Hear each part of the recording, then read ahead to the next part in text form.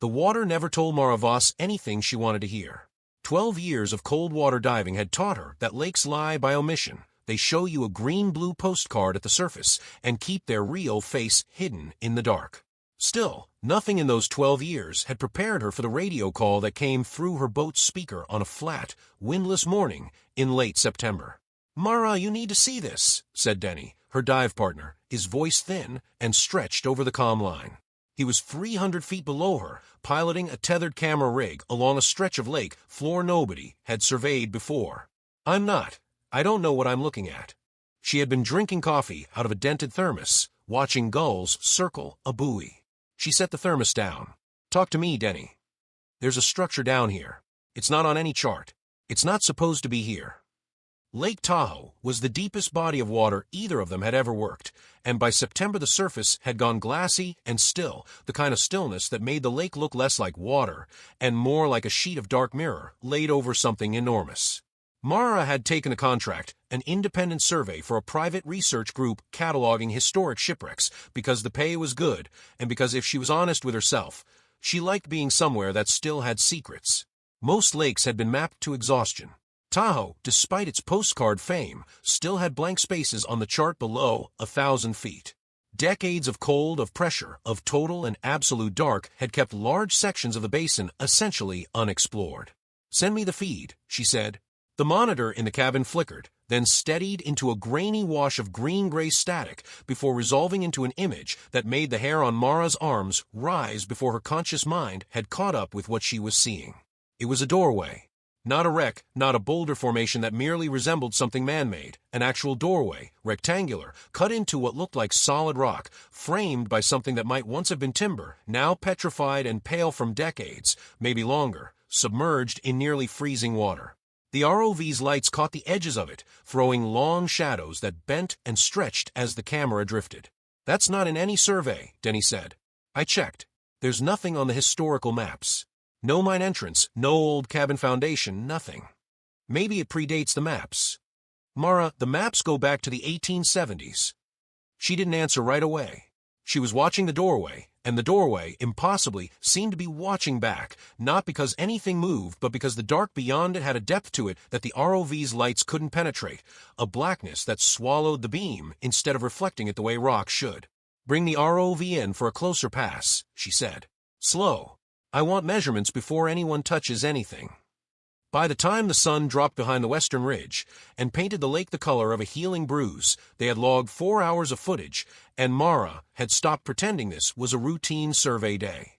The opening, she'd started calling it the opening because doorway implied intention, and intention was a word she wasn't ready to use yet, sat at 1,140 feet, well past the range where sunlight had ever touched in this part of the lake, in a section of the basin where the lake bed dropped away into what the old charts simply labeled, unhelpfully, deep water, uncharted.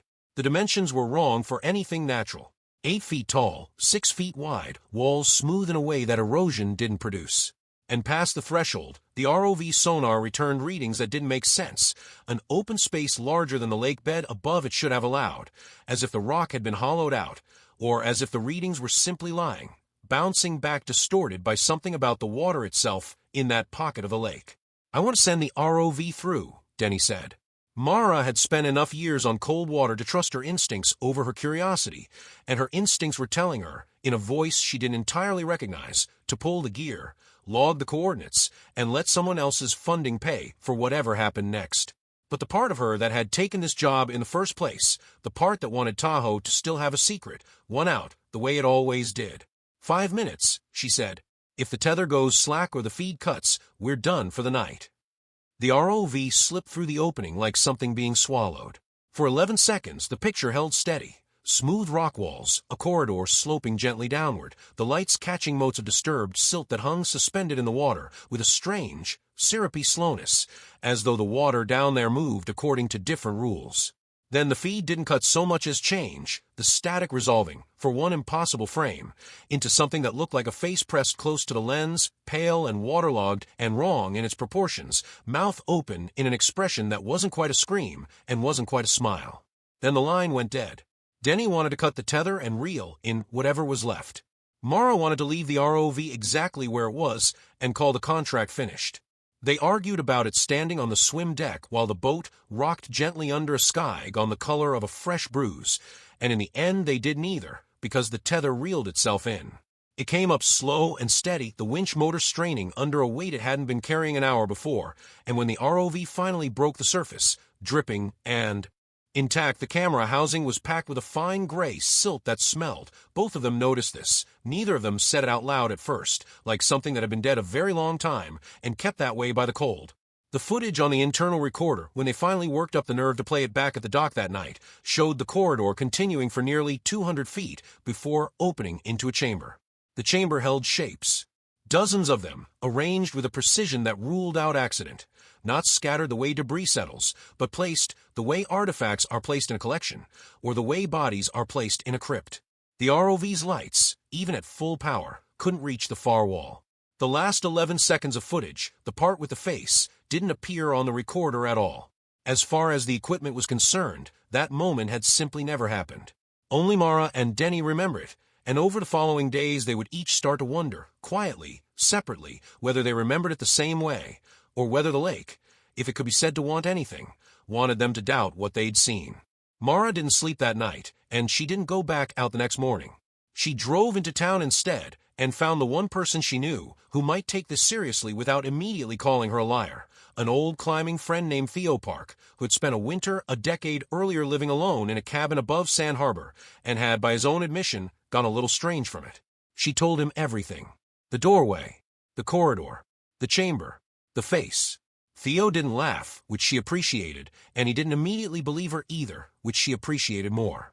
There are stories, he said finally, sitting on his porch with a mug of coffee going cold in his hands, that the lake didn't always sit where it sits now, that the basin's older than the water. People who lived around here a long time before either of us go quiet when you ask what's underneath. Not scared quiet, respectful quiet, like you'd asked something you weren't supposed to ask out loud. That's not an answer. No, he agreed. It isn't. He drove out to the dock with her that evening anyway, and the two of them sat on the boat in the dark, watching the water, neither of them saying what they were both thinking, that something down there had reeled in its own camera, had let them see exactly as much as it wanted them to see, and no more. The lake gave them 3 more nights before it stopped being patient. On the third night, Mara woke at 2 in the morning to the sound of the boat's hull creaking against something that wasn't the dock. She came up on deck in bare feet, breath fogging in the cold mountain air, and found the surface of the lake around the boat absolutely still. No wind, no current, nothing, except for a slow, deliberate ripple spreading outward from a single point 30 feet off the stern, the kind of ripple made by something rising or something breathing. She didn't go closer to look. She started the engine instead, and didn't look back at the water until the dock lights of the marina were close enough to make the dark feel ordinary again. Theo helped her file the survey data with the research group the next morning, coordinates and all, with a note recommending the site be flagged for further geological review, a phrase deliberately stripped of everything they'd actually seen. Neither of them mentioned the face. Neither of them mentioned the ripple. Some things, Mara had decided, didn't survive being said out loud. Saying them made them real in a way that silence kept contained, the way the cold kept the lake's other secrets contained for as long as no one disturbed them. She didn't go back to that stretch of water again. She heard, secondhand months later, that another survey team had logged the same coordinates and found nothing there at all. No doorway, no corridor, just an unbroken slope of granite continuing down into the dark exactly the way the old charts said it should. She believed them. She also didn't believe them, not entirely, because she had learned something about Lake Tahoe that the old charts didn't capture and the tourist brochures never would. Depth isn't just a measurement. Past a certain point, it becomes a kind of permission. The lake had let her see exactly as much as it wanted her to see, and then it had closed the door, and she understood, the way you understand things in your body before your mind agrees to admit them, that the door wasn't gone. It was only waiting for someone else to come looking. Sometimes on calm mornings when the lake is glass and the granite peaks throw their reflection across miles of impossibly clear water, Mara still drives out past the marina just to look at it.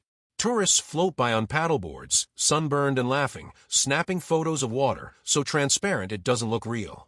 She watches them the way you'd watch someone walk too close to the edge of something they don't know is there, and she never says anything because there isn't anything to say that wouldn't sound insane, and because some part of her, the part that still dives, the part that still loves the lake despite everything, understands that the surface postcard and the truth beneath it are both real at the same time, And that Tahoe has always been both the most beautiful lake in America and a door that opens sometimes onto something that has been waiting in the cold and the dark for a very long time to be found.